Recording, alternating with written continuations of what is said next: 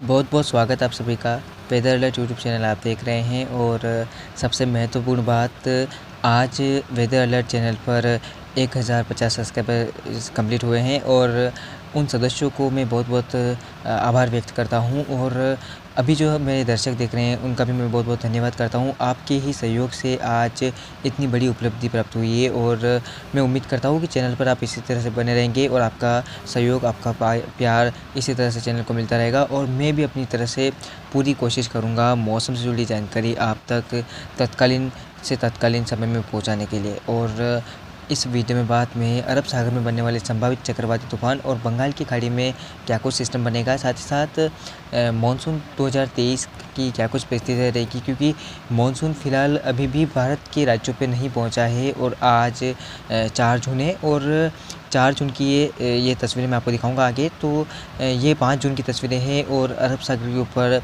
निम्न दबाव का क्षेत्र विकसित हो रहा है। दक्षिण पश्चिम मानसून के इस बार 4 जून तक मानसून के केरल में आने की संभावनाएं थी, लेकिन वो संभावनाएं कुछ प्रबल होती हुई नहीं दिखाई दे रही, क्योंकि मैंने आपको जिस प्रकार से बताया कि मानसून के आने में, मानसून जब आता है तब आसपास के वातावरण परिस्थितियाँ और वायुमंडलीय दबाव जब बनता है और वायुमंडल की परिस्थितियाँ अनुकूल करती है कि क्या मानसून आएगा या नहीं। तो कुछ ऐसी परिस्थितियाँ देखने को मिल रही थी। आज भी 3 जून को आप देख सकते हैं कि आपकी स्क्रीन के सामने परिस्थितियाँ देखने को मिल रही है। और कल भी कुछ ज़्यादा संभावनाएं नहीं बन रही है, क्योंकि अरेबियन सी का एक बड़ा हिस्सा इस समय शुष्क बना हुआ है और साथ साथ बंगाल की खाड़ी का भी एक बड़ा हिस्सा शुष्क बना हुआ है। ये आप देख सकते हैं, ये पूरा ही इलाका इस समय शुष्क बना हुआ है। तो इसके प्रभाव से आप देखिए कि मानसून के आने की जो परिस्थितियाँ हैं वो अनुकूल नहीं बन रही है और मानसून के 4 जून को भी केरल में आने की संभावनाएं कुछ कम है। आज भी मानसून ने प्रगति नहीं की है। मानसून दक्षिणी श्रीलंका के हिस्सों पर आज बना हुआ है। इस प्रकार से मैं आपको दिखाऊं तो मानसून की अक्षरेखा यहाँ से इस प्रकार से बनी हुई है। ये मानसून की अक्षरेखा बनी हुई है और इसी के प्रभाव से फ़िलहाल अभी मानसून तो आया नहीं है। और मानसून की बात करूँ तो मानसून कब तक आ जाएगा, तो अनुमान अब मानसून के 5 से 6 जून के बीच में है। 5 से 6 जून के बीच मानसून केरला में दस्तक दे सकता है। और ये तो रही मानसून की बात। अब करते हैं साइक्लोन स्टॉर्म की क्या कुछ गतिविधियाँ रहेगी, क्या कुछ सिस्टम बनेंगे, आइए जानते हैं इस वीडियो में। तो चलिए मैं आपको मॉडल आगे करके दिखा देता हूँ, मॉडल क्या कुछ इंटीग्रेट कर रहे हैं सिस्टम के ऊपर। तो आप देख सकते हैं कि समुद्री क्षेत्र की जो गतिविधियाँ हैं वो बढ़ जाएगी। नमी भरी हवाएं, काफ़ी ज़्यादा इंटेंसिफाई हवाएं इधर से बंगाल की खाड़ी तक पहुँच रहा है। और आगे क्या कुछ मॉडल दिखा रहे हैं, कब तक सिस्टम बनेगा, तो आप देख सकते हैं कि सर्कुलेशन बनना शुरू हो जाएगा 5 जून के आसपास। 5 जून के आसपास दक्षिणी अरब सागर और उससे लगे हुए हिंद महासागर के इलाकों पर एक सर्कुलेशन विकसित होने की संभावनाएं बन रही है। ये सर्कुलेशन मध्य व पूर्वी इलाकों पे बनेगा, जिसमें आप अगर मैं मॉडल आगे करके दिखाऊं तो आप देख सकते हैं कि लगातार सिस्टम इंटेंसिफाई होता जा रहा है। और अनुमान इसके 6 और 7 जून के आसपास निम्न लो प्रेशर सिस्टम में बनने की संभावना है।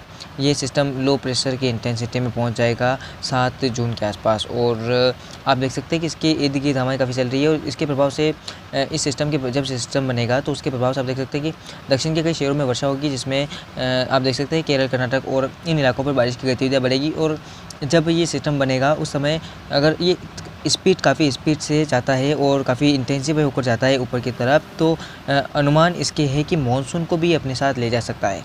ज़्यादा संभावनाएं अभी तक तो फिलहाल मानसून की कमज़ोर स्थिति की है, क्योंकि जब कोई दो सिस्टम बन रहे हैं तो दोनों सिस्टम बनेंगे तब तो मानसून तो कमज़ोरी होगा। और अगर ये अपनी ओर से काफ़ी ज़्यादा हवाएं इंटेंस खींचते हैं तो अनुमान फिर मानसून की काफ़ी तेज़ी से भारत की ओर बढ़ने की संभावनाएं जो है वो बढ़ जाती है। तो चलिए अब आगे मॉडल क्या कुछ कह रहे हैं देख लेते हैं। तो आप देख सकते हैं कि ये मॉडल ECMWF के ये मॉडल है। और इन मॉडल के अकॉर्डिंग देखें तो मॉडल दिखा रहे हैं कि सिस्टम लगातार इंटेंसिफाई होता हुआ आगे बढ़ रहा है। और बंगाल की खाड़ी में बनने वाला सिस्टम भी थाईलैंड, म्यांमार के और उससे लगे हुए दक्षिणी हिस्सों पर विकसित हो रहा है। ये यहाँ पर तो आप देख सकते हैं ये भी इंटेंसिफाई होगा और इसके भी उत्तर पूर्वी दिशा में आगे बढ़ने की संभावना है। ज़्यादा उत्तर पश्चिमी दिशा में आगे नहीं बढ़ेगा और भारत के मेन रीजन पर इसके कोई प्रभाव की संभावना नहीं है। हालांकि पूर्वोत्तर भारत में ये वर्षा दे सकता है, मैं आगे आपको दिखाई दूंगा फिर। और चलिए तो आगे क्या कुछ कह रहे हैं मॉडल देख लेते हैं। तो तो आप देख सकते हैं कि दोनों ही समुद्री क्षेत्रों पर निम्न दबाव के क्षेत्र विकसित हो जाएंगे। ये 7 जून की तस्वीर मैं आपको दिखा रहा हूँ। 7 जून को अनुमान इन दोनों ही समुद्री क्षेत्रों पर निम्न दबाव के क्षेत्र के बनने की है। और सिस्टम कितने इंटेंसिफाई होते हैं, चलिए इसके इर्द गिर्द हवाएं की बात कर लेते हैं। तो हवाओं की अगर मैं स्थिति की बात करूँ तो 43 से 62 किलोमीटर, यानी कि ये सिस्टम डिप्रेशन की क्षमता में रहेगा यहाँ पर। और डिप्रेशन की क्षमता में 7 जून को ये सिस्टम रह सकता है। और ये सिस्टम कुछ क्या इंटेंसिटी में रहेगा, तो इसकी भी बात कर लेते हैं। तो ये सिस्टम भी आप देख सकते हैं, इसके अंदर की अगर हवाओं की बात करें तो 33 किलोमीटर प्रति घंटे की रफ्तार से, यानी कि ये सिस्टम वेलमार लो प्रेशर एरिया में कन्वर्ट हो जाएगा। और ये म्यांमार के दक्षिणी हिस्सों पर काफ़ी भीषण वर्षा देगा। और अनुमान इसके इसी दिशा में आगे बढ़ने की है। ये सिस्टम इसी दिशा में आगे बढ़ेगा और पूर्वोत्तर भारत के इलाकों के और उससे लगे हुए बांग्लादेश और उससे लगे हुए म्यांमार के इलाकों पर लैंडफॉल कर सकता है। हालांकि पूर्वोत्तर भारत तक इसका असर तो देखने को मिलेगा, बारिश भी कई स्थानों पर होगी। और बाद में इंपॉर्टेंट अरब सागर में करूँगा, क्योंकि ये सिस्टम काफ़ी देखने वाली बात होगी, क्योंकि EWF मॉडल बता रहे हैं ECMWF कि ये सिस्टम काफ़ी मजबूत होगा और इंटेंसिफाई होता हुआ वेरी सीवियर साइक्लोन की स्थिति में भी गुजरात पर पहुँच सकता है। तो चलिए आगे का कुछ कह रहे हैं मॉडल, तो आप देख सकते हैं ये 9 जून की तस्वीरें हैं। 9 जून को सिस्टम डीप डिप्रेशन के बाद अब सिस्टम की इंटेंसिटी में आने लगेगा, यानी कि साइक्लोन बन जाएगा। और साइक्लोन की इसकी संभावना, इसके इर्द गिर्द हवाओं की बात करें तो हवाएं कितनी 132 किलोमीटर 110 किलोमीटर ऐसी चल रही है। तो संभावना है साइक्लोन के बनने की इसकी 10 जून की रहेगी। 10 और 11 जून के बीच में ये सिस्टम साइक्लोन की इंटेंसिटी में रहेगा और भारत के मेन रीजन पर वर्षा देगा, जिसमें आप देख सकते हैं कि ये जो पार्ट्स है, जिसमें गोवा के कुछ इलाके और दक्षिणी कर्नाटक और केरल और कर्नाटक, आंध्र प्रदेश, तमाम इलाकों पर मूसलाधार वर्षा देगा। और धीरे धीरे ये आप देख सकते हैं मुंबई महाराष्ट्र की ओर बढ़ रहा है। और क्या कुछ स्थिति रहती है ये देखिए आप, 12 और 11 जून की स्थिति मैं आपको दिखा रहा हूँ। और अहमदाबाद से लेकर मुंबई तक मूसलाधार वर्षा, बेंगलुरु तक भारी बारिश होने की संभावनाएं इसके प्रभाव से देखने को मिल सकती है। और ECMWF मॉडल तो कुछ ऐसा ही इंडिकेट कर रहे हैं कि सिस्टम लगातार गुजरात की तरफ बढ़ेगा। और 12 जून के आसपास ये सिस्टम गुजरात के काफ़ी नज़दीक होगा। गुजरात के वलसाड़ से काफ़ी, यानी कि हम कह सकते हैं कि 70 से 80 किलोमीटर दूर ये सिस्टम हो सकता है वेरी सीवियर साइक्लोन की स्थिति में। और ये सिस्टम अब इस दिशा में गुजरात के पास से होता हुआ इस दिशा में आगे बढ़ेगा। और अभी ज़्यादा उसके ट्रैक में कुछ कह नहीं सकते, क्या ये पाकिस्तान की ओर लैंडफॉल करता है, अफगानिस्तान की तो ओर बढ़ता है या फिर ओमान की तरफ बढ़ता है। लगातार मॉडल में चेंजेस आ रहे हैं, तो अभी ज़्यादा कुछ कहा नहीं जा सकता। और चलिए तो मैं अब आपको दिखाता हूँ GFS मॉडल।